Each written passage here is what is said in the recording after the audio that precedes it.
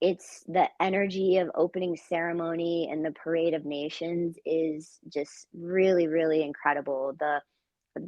Just I love our country, and I'm so honored to represent us in competition. So to get to have your USA uniform and represent the country in competition it's the best thing ever. You are listening to the No Gimmicks, Just Sweat podcast with your host, Eric Logan. No Gimmicks, Just Sweat is dedicated to hearing the journeys and unique stories behind an athlete's training and what drives them. Get inspired to own your life and make the impossible possible. If you enjoy the show, please subscribe so that you never miss an episode. Also, please take a few seconds to rate the show and drop me a review. Now, let's get started with the show.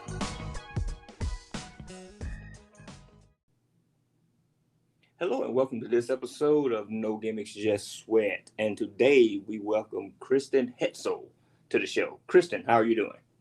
I'm doing great. Thank you for having me, Eric. Well, thank you for coming on. And again, I'm a huge fan. And I've said this to you before. I am a huge fan, so I'm glad to have you on the show and be able to talk to you. Thank you. That's awesome. I'm really excited to be here. And what I generally do at the start of every show is kind of a warm-up. You know, just like you work out, you want to warm up first. And the warm-up is going to be with a couple of icebreaker questions, just so that the listeners can kind of get to know you a little bit better. Okay? Okay. All right. So let's start with morning training or evening training. Okay. Am I picking one, or do you want to hear my evening training? Which one? Which do you prefer? I prefer morning training. Mornings, okay. All right. Cardio or strength? Cardio. Run on the treadmill or run outside? Run outside, definitely. All right. When you're riding inside, you ride inside with or without Zwift? Without.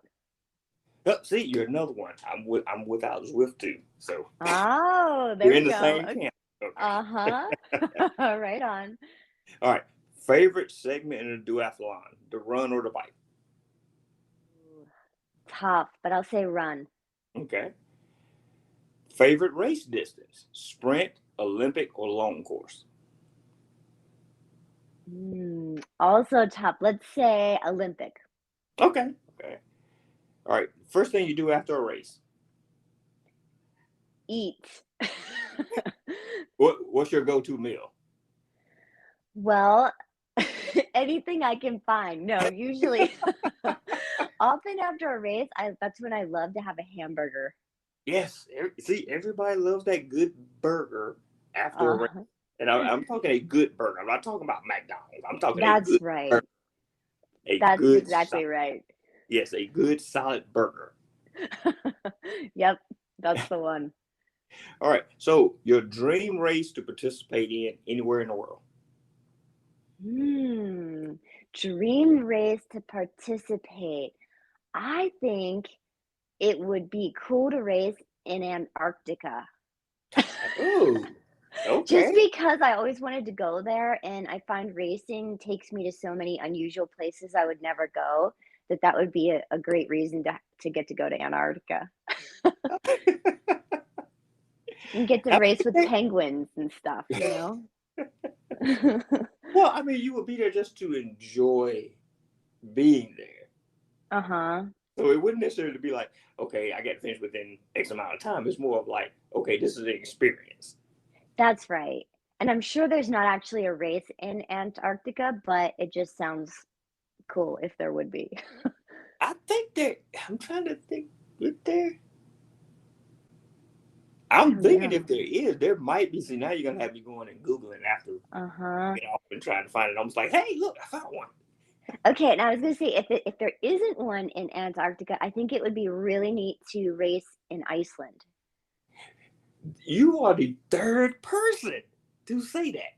Really? Oh, that's interesting, because that's pretty, Iceland's a little more remote and random, but yeah, I just think it would be great to race there.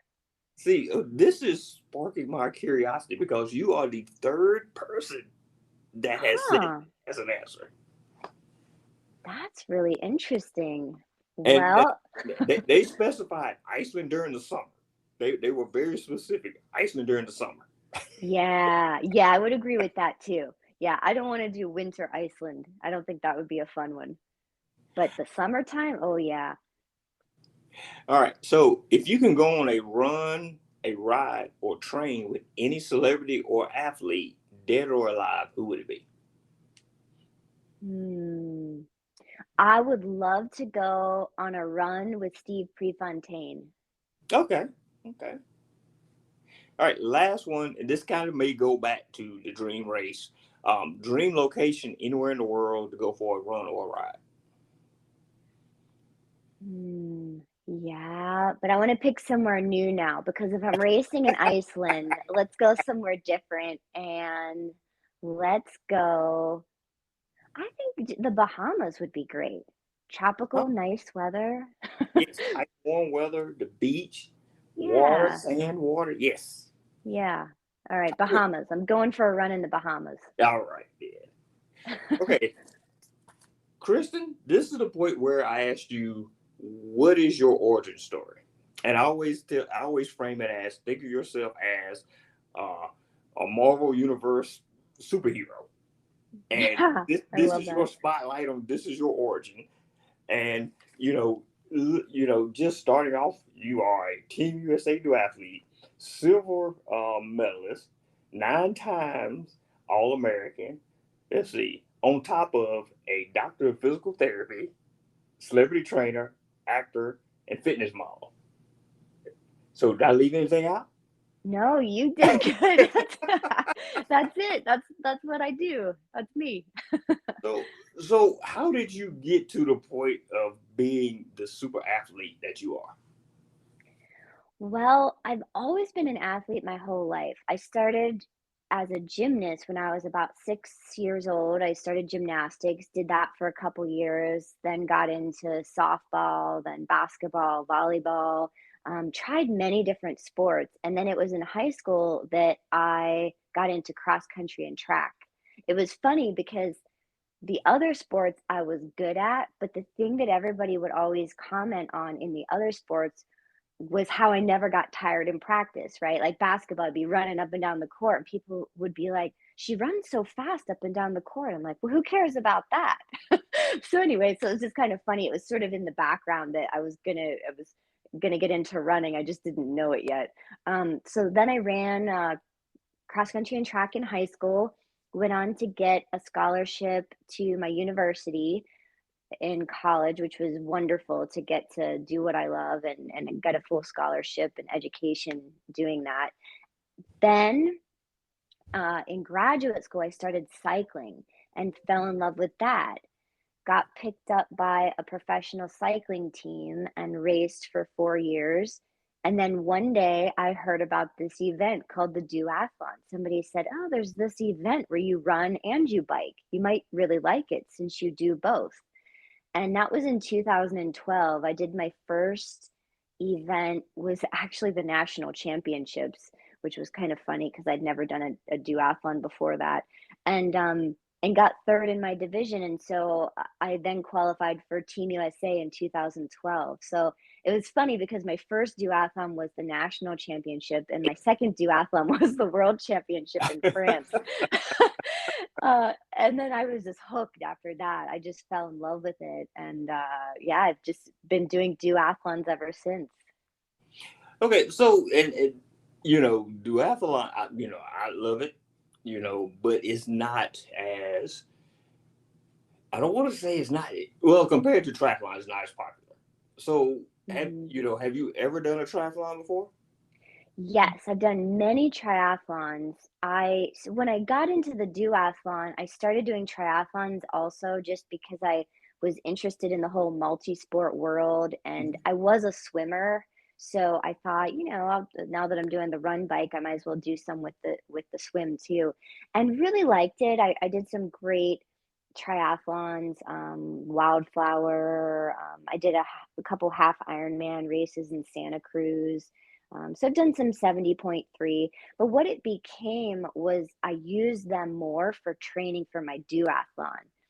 So my coach would just put them in my season. It would be like, okay, let's do the 70.3 in Santa Cruz and just get a really solid race training base to help along your duathlon training.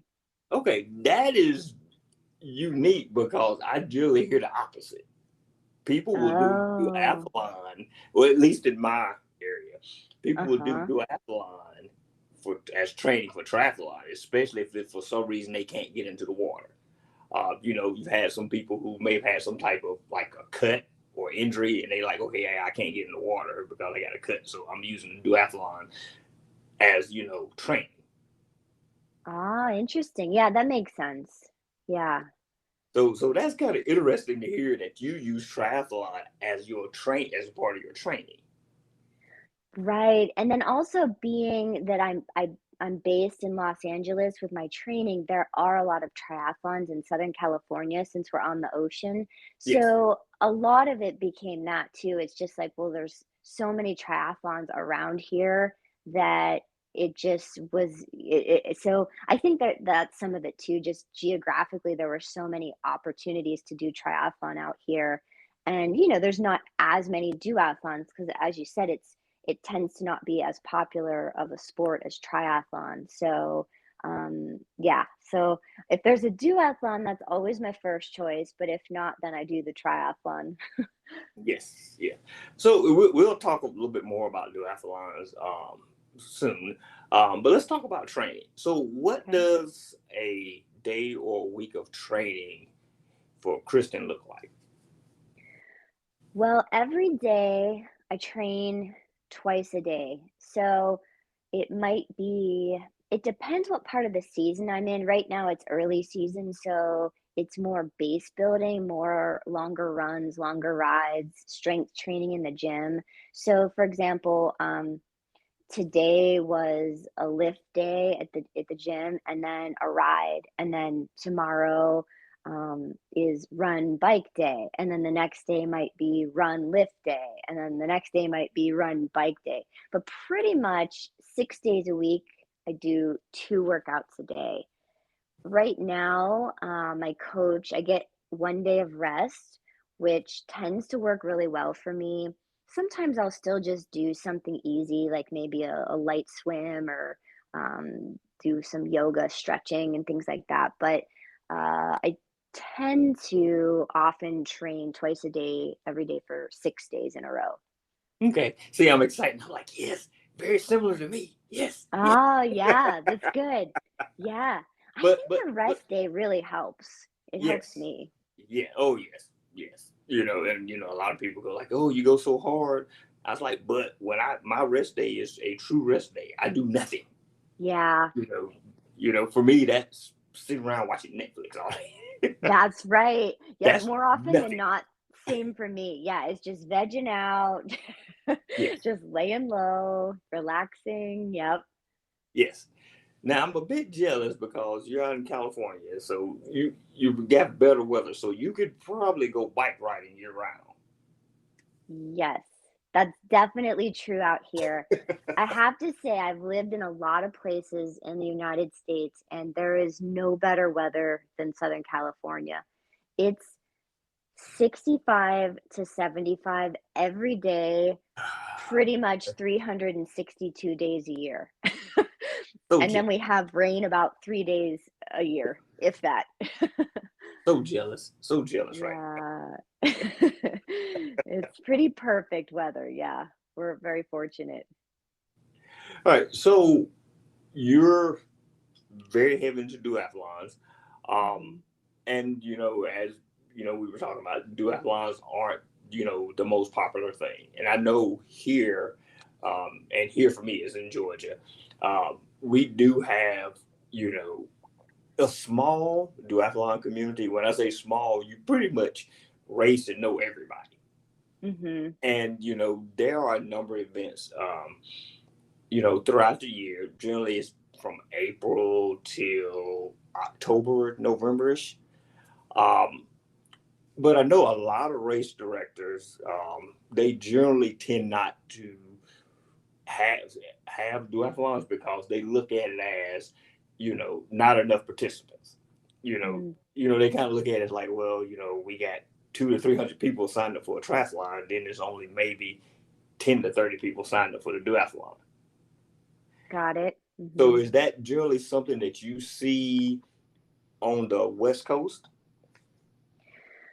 I do, but much less. It used to be, I would say even 6 years ago, it was more of that. It would be, somebody would have a triathlon and out here there's a lot of athletes and triathletes, again, because of the weather, a lot of people migrate here because of the year-round training. So the turnouts are typically pretty good, but the same, there might be 300-400 people in the triathlon and 50 in the duathlon. That would be more typical, say 6 years ago, 5-6 years ago.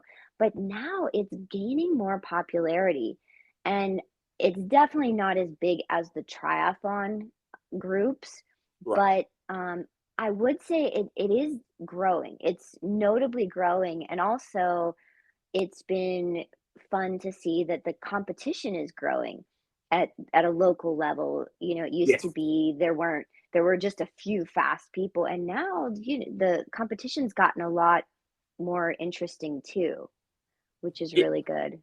Yes, and I'm seeing that here. So I get excited. Like this past season, I was super excited because we were averaging 30 to 40 people in a race, and I was like, oh yes, really competition now. And Right. and again, the community is very small, so you kind of know everyone. And Uh-huh. it was just that a lot of us we were getting very hyped because we're like, yes, we got competition now. Right. Yep. It's true. It makes it more fun. It's like because now you don't know what you're gonna get because Right. new people showing up, fast Yes. people showing up. So it mixes it up for sure. So I think it's growing, but it's like very slow. And I Yeah. remember a while back I spoke to someone um, overseas, and and it seems like the sport of duathlon seems to be more acceptable, more popular, in European countries and stuff. So than the U.S. Why do you think that is? Yeah, I've noticed the same thing. Just to touch on what you said, I would agree with that. In Europe, and I've raced all over Europe, the duathlon is much more popular. It's much more well known. The competition is much more fierce, and I'm not sure why. I don't have a good reason other than to think maybe because um, I don't know if a lot of those countries are more landlocked and they don't have a lot of opportunities to race, on the ocean. Like here, we would have triathlons in California or Right, Oregon but I mean, they, Spain and some right, of the other countries they do have ocean on the borders. So I'm not sure why, but it is a thing, definitely. I've noticed as well that, and maybe it's because I don't know, I'm sort of postulating on this, but um because it is a very athletic world in Europe. I mean, the cycling is big there, of course. It's yes, been yes, forever that cycling is huge in Europe, and running too. And so maybe it's a case that they don't mind the second run, because I find here in America that that's the big hang up for a lot of people. Is a lot of people who do triathlons, they go, "Oh, well, the run is my least favorite part. Why would I want to run twice?" right, Right? right. So, I think it's a unique person that loves running enough that they want to run 2 times in a race, and for whatever reason, maybe the Europeans have accepted that as, that's okay with them. Yeah, I could agree with that because I remember something one of the race directors was saying as we were getting ready to start the duathlon. I remember she looked around and then she said, "You duathletes are crazy to run to run." She's like, "You're crazy." Right, yeah. Right, it is, even when you explain it to people, because a lot of times people think they go, "Oh, you run and then you bike." And then it's like, "Yeah, and then you run again." And like, Right. "Wait, you run twice? Why would Yes. you do that?" Yes. Like, "'Cause it's fun." Right. Yeah. So I said, like, why, while you have that one group that's swimming, we're running. And when Uh-huh. they're coming out the water, we just ran and we're getting on the bike. And then we got to get off the bike and then run again. Uh-huh. And then people are like, yeah, you guys are crazy. Yep. Yeah, we're a unique breed, that's for sure. Yeah. And the answer I got from a person as far as the swimming part over in the European countries is that, yeah, you might not want to get in that water. Oh, They were that's a like, really good point. Yeah. they was like, yeah, they said, yeah, the water might not be the most safe from a health standpoint to swim in. I was like, that makes sense. I said, yep, that makes sense. That makes a lot of sense. I didn't think of that. You're right, because they don't have the same environmental standards Right. and all these things. I mean, here, even in Southern California, if they, I don't know, they check bacteria levels and stuff, and if it's too high, they won't. I've been in triathlons where they actually considered canceling the swim part because they won't let athletes go if it's at an unsafe level. Whereas in Europe, maybe they aren't monitoring that, and so you don't know what you're getting into. Right. And they But do that here on this side of the coast as well. mhm, If there's like been a heavy rain or something, they'll check the levels of water and they're like, yeah, we got to cancel the swim portion of it. And right. of course, the triathletes get upset because, yeah, it turns into a duathlon and you have to run twice now. Uh-huh, that's right. The triathletes are not happy about that. We Yeah. don't mind as much. It's okay with us. All right. So let's talk a little bit about the change that's come with USAT.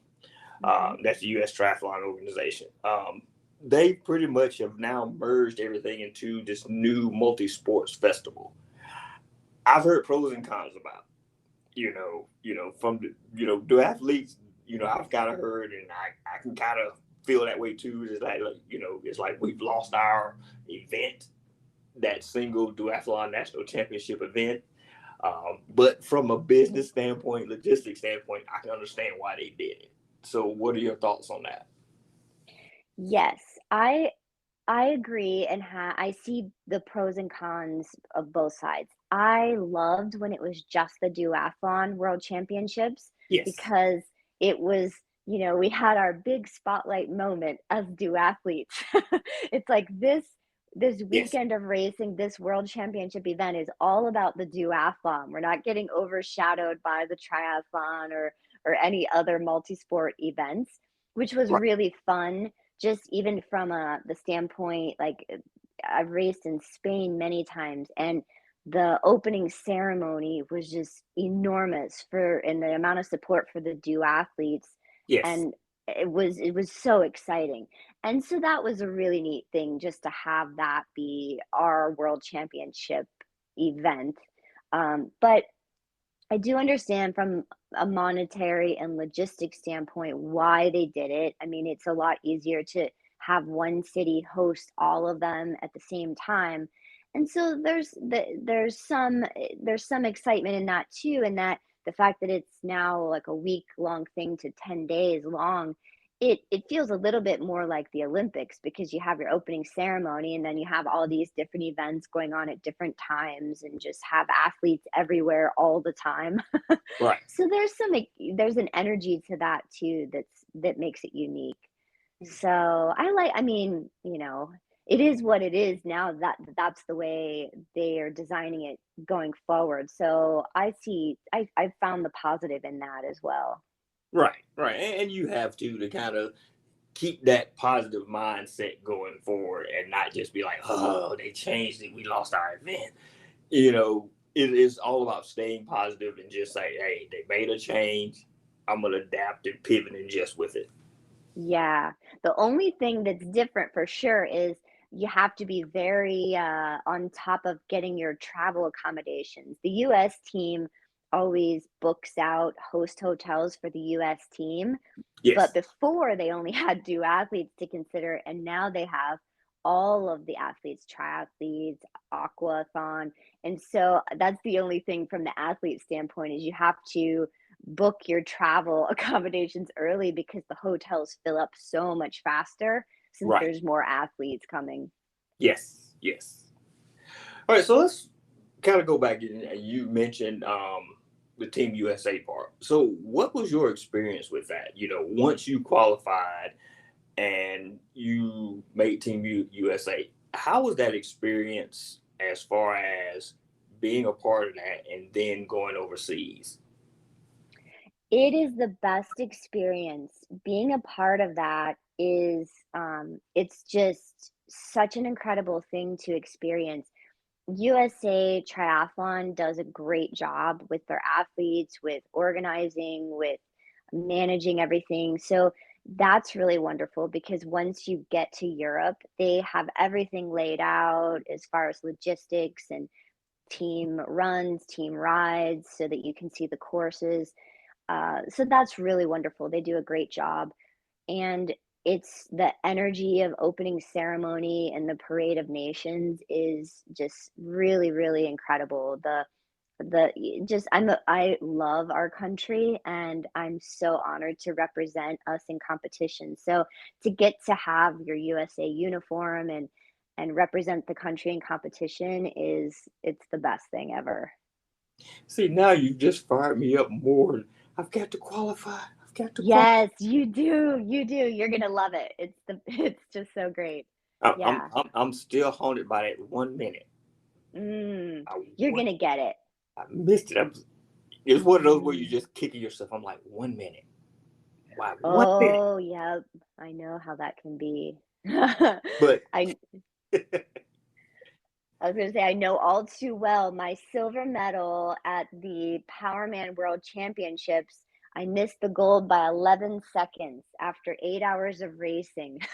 wow, Yeah, I didn't know 11 she was seconds. that close to me. I'm like, oh, So, if only I okay, hadn't fixed my shoe at that one point that took about 30 seconds, right? right. So But that was 11 seconds. So I can't cry about my 1 minute anymore. yeah, it was a tough 11 seconds to take, but it's completely motivated me now. And it's a good lesson in racing because it's just that thing that you can't ever let up. You can't ever get in that place where you think, oh, I'm comfortable here, my position is solidified, or they're too far ahead. I can't catch them because I ended up making up 10 minutes on the last 18-mile run on that girl, which I thought was impossible. So it's just a good lesson to always race to the finish and just not let up. Yes, definitely. Again, mindset. You know, Yep. mindset. And see, my year was that year where the weather, I think it was 2019, where the weather was so bad they had to Mm. change it from a sprint to a super sprint.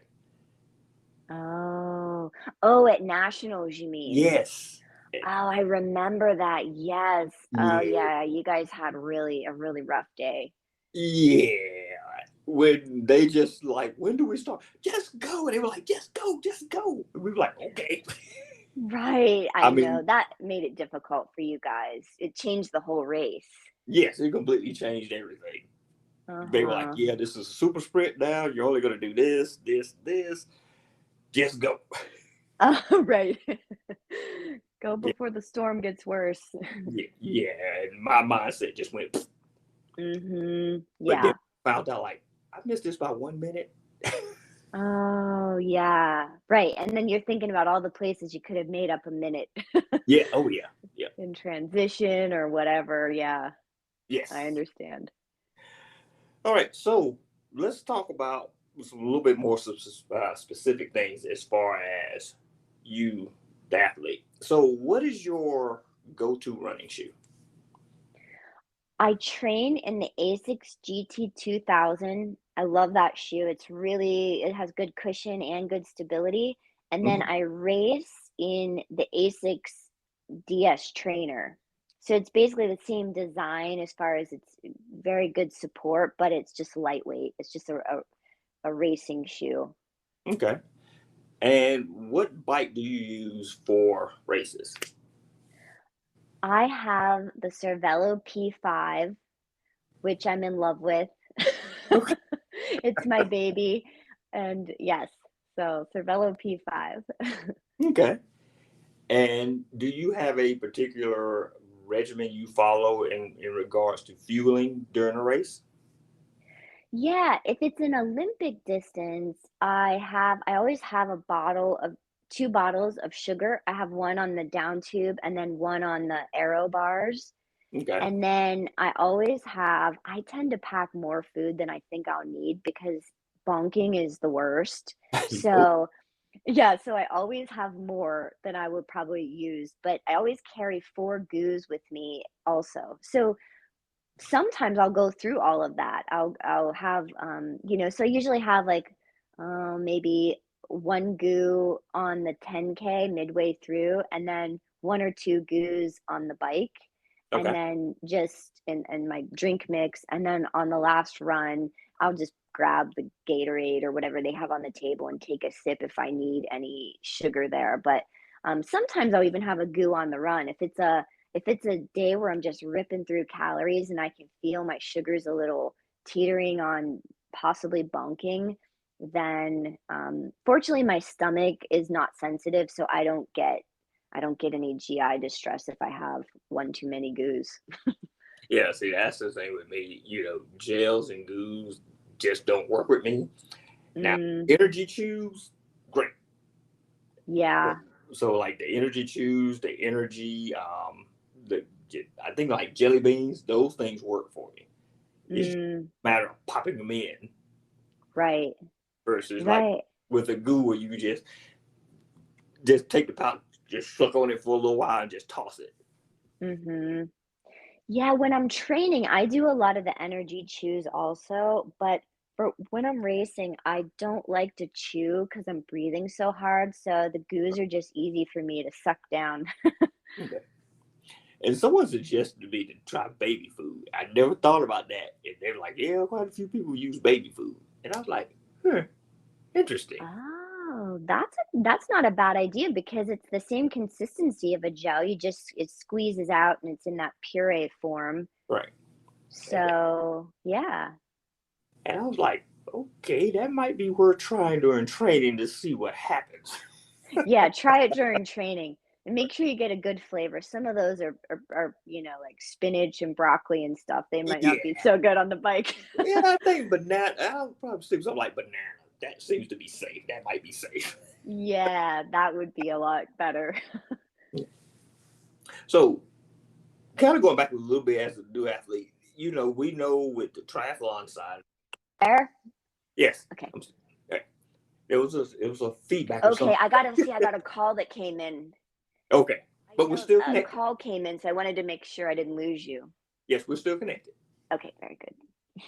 So, what I'm going to say is that with triathlon side of things, you have the pro card. You can get your pro card. You have pro triathletes. Mhm. They don't really have anything like that for the duathlon side. Not really. I mean, they do, but what I found and the reason that I just kept in the division that I was racing in is Hmm. because at nationals, for example, um, we all raced together. So there Yes. was one girl that raced in the elite division, but only one. And Right. so I got third overall at nationals, and I think she got fourth overall. So on the rankings, it listed me as third place elite because it was third overall. Does that make sense? So Yeah. sometimes I just I don't know. I guess I've considered talking to USAT about it. I just have sort of left it where it was because they found that the competition of what I was doing and I was trying to get the gold medal in my division. I just it's yeah. Yeah. I don't know if that answered the question or not, but Yeah. And it's some people have asked before. They're like, do they have, can you turn pro as a duathlete? And I'm like, I don't think so. I said, because I never hear of anyone, you hear of triathletes getting, going after pursuing, a pro card. I said, but you really don't hear about that on the duathlon side.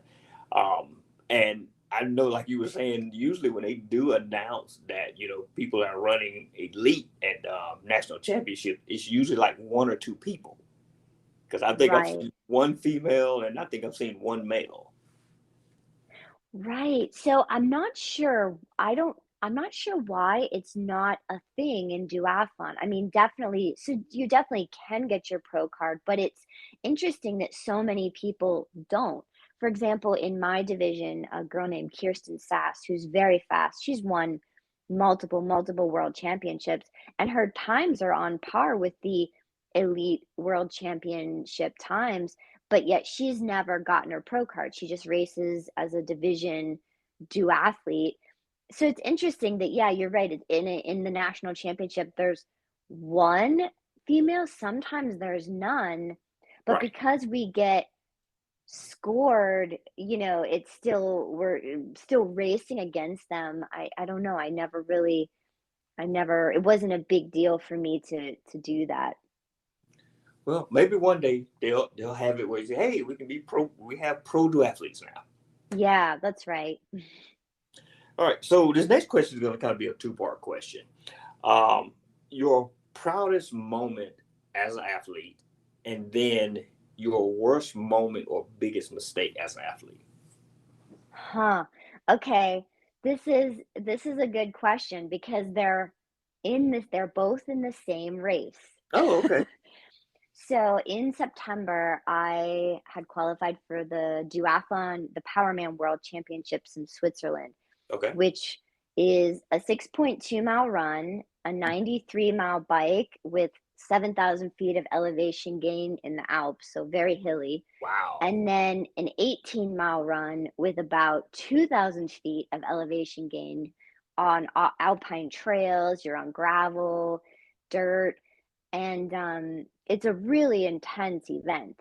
I had never done that distance before, so I didn't know how I would do or how I would feel. And it turned out it's very well suited for me. I had a great race, despite we had freezing rain. It was really something. 35% of the field, the pro field, men and women dropped out because it was just Wow. so cold. It Wow. was about 42 and pouring rain for the whole 8 hours. So, so my proudest moment is that I never quit. I never got in my head those whole 8 hours. No matter how cold, no matter how long I was going, I was just committed to racing and getting a medal for the United States. And so my proudest moment was finishing that race, just because of the conditions, because of the grueling distance, because I'd never done that distance before, and so I was really proud to get the silver medal in that race. And then on the flip side of that, as I had mentioned earlier, I missed the gold medal by 11 seconds after racing for 8 hours. And so Right. the worst mistake was, if you look at the race, I actually beat her in the athletic parts where you're running, biking, and running by about 6 minutes. But all of my time was lost in transition because of a clothing situation. Because it was so freezing, I had basically I had put a bunch of clothes, extra clothes, in a bag to Hmm. try to keep them dry, right? Right. So I come back after the 5 hour bike ride, after the 93-mile bike ride or whatever it was. And I'm hypothermic, I'm freezing. And I'm so excited because I'm like, okay, I have this bag of clothes, right? That's supposedly dry, and I can put them on and finish the run and recover from this hypothermia. And so it took a long time to get my clothes off because I was so hypothermic. You know how when your fingers won't even work Yeah. right? It's like Yes. nothing's working. Yeah. So it took so much time to get everything off. I put everything on only to find out that water had dumped into the bag. So all Ooh. of the clothes that I'm putting on are actually wetter or Yeah. as wet as the ones I just took off. So it was just this faux pas of like transition to where I just had this clothing mishap of taking all these wet clothes off, putting wet clothes on, taking them off, on and again. And it cost me like several minutes of that. And then I ended up losing the race by 11 seconds. So it was just one of those things like, oh gosh, if only I had planned a little better or done that a little differently, then it would have been a different race, but Yeah. yeah. Now I feel bad. You've made me feel even worse. Like I can't complain about 1 minute no more. Yeah, it's racing, and that's what I had to Yeah. come to peace with, is it's one of those things that it's like I can go on about where I lost 11 seconds or could have gained Yes. it, but Yeah. it's like, that's the way it went that day, and that's just how racing can be. Yes. Any given day. Yep, that's right. Any given day, anything can happen. Yes. So, what would be your advice to someone who is interested in getting into duathlons? I was 46 when I did my first duathlon. And I know some people, even getting people just to kind of consider running, some people kind of have that feeling of, yeah, I'm too old, it's too late for me to start. So, what would be your advice to someone who is interested in getting into the sport? First of all, it's never too late to do anything. There's just so many incredible stories of people starting athletic endeavors, business endeavors, acting endeavors, all kinds of things at all ages, 40s, 50s, 60s, 70s. So I'm a big fan that it's never too late and to not listen to people that tell you it is. Right. um, and I think that my advice would be to just be really patient with yourself starting out and start out with a small one, a sprint one, Hmm. or maybe even do a sprint one on a relay team just to get a feel for what the flow is like and of Yes. transitions and things, and then you have the support of teammates doing it with you. So just so that I think the most important thing is to have fun with it and just look at it from that standpoint of like, okay, I'm going to try this, it's a new thing. uh, like anything, nobody's ever good at something when they first start. There's so much to learn and so much experience that teaches you later. So just being patient and having fun with it. That would be my best advice. Yeah, that's great advice. Great advice. So, if you could tell your younger self something, if you were able to go back into a time machine, what would it be? Chill out.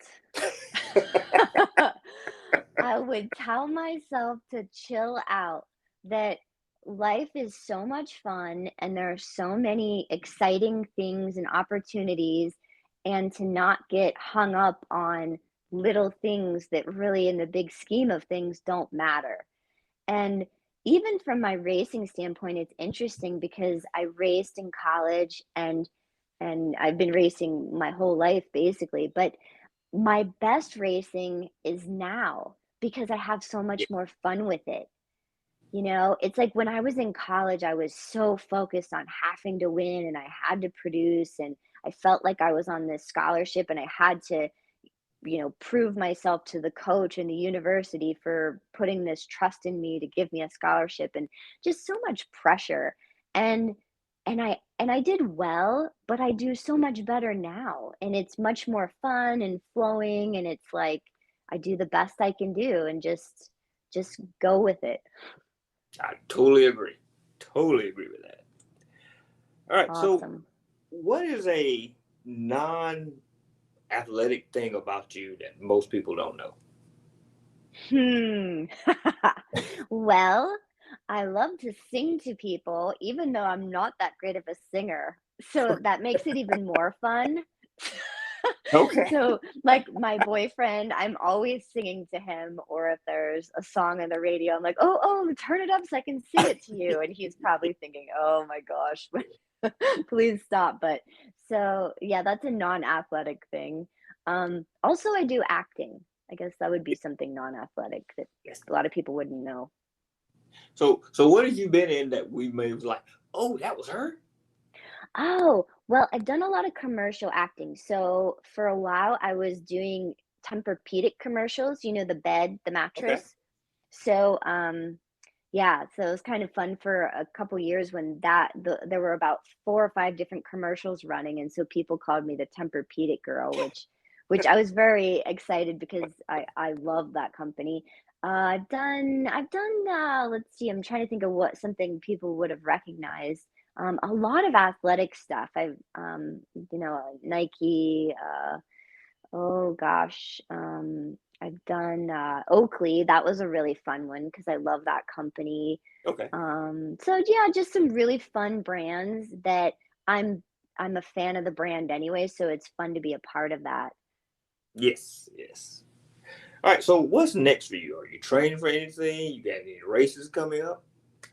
Yes, I'm training for I have the national championships are coming up in Texas in, end of April, April Yeah. 30th.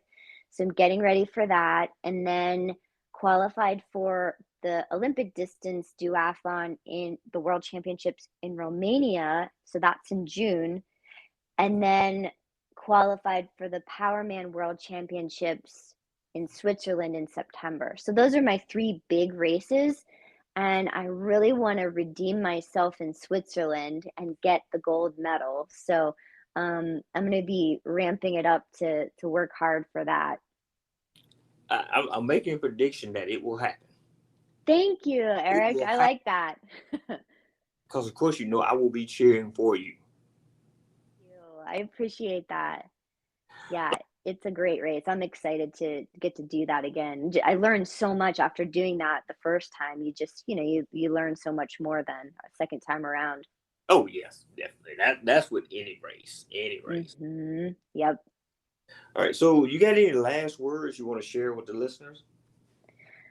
Well, just go for what you want in life, whatever that is, and don't listen to the naysayers because there's a lot of people that always have an opinion about what you should do or shouldn't do, and nobody knows better what you should do with your life than you. So trust yourself, love yourself, and believe in yourself. Okay. Best advice I've ever heard. Great advice. Thank you. So with that, Kristen, it's been great talking to you. Thank you. This has been fun. I've really enjoyed our conversation and the Yes. questions. Yeah. And I could probably go on for another hour or so, but I take up too much of your time. And No, this is pick your great. pick your brain.